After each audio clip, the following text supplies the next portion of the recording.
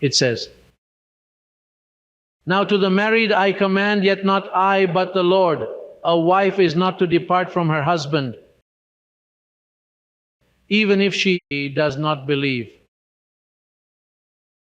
It says that do not separate. It says, but even if she does depart, let her remain unmarried or be reconciled to her husband. And the husband is not to divorce his wife. But to the rest I, not the Lord, say. Divide it there when he says the Lord and I say, because Paul must interject here to offer counsel due to the profound knowledge he possessed regarding the law.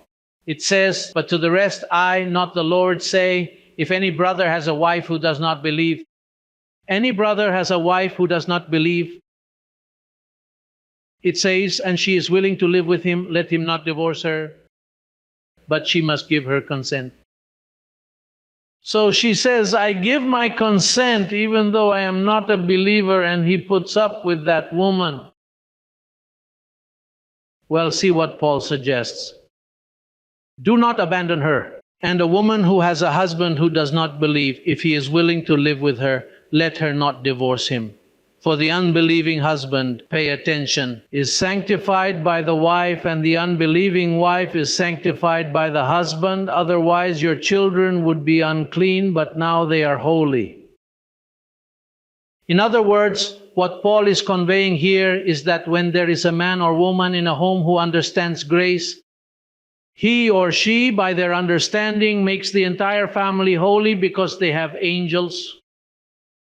Even if the husband behaves badly, she protects him through her confession because they are united. They are one flesh. And then if she is also unbelieving and the husband is in grace and is confessing the word, the pact covers him and her and the children who are born, because the children who are born, even though she is an unbeliever, he has faith and the children are born into blessing.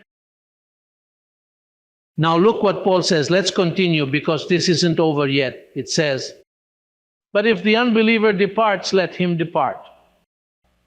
A brother or a sister is not under bondage in such cases, but God has called us to peace.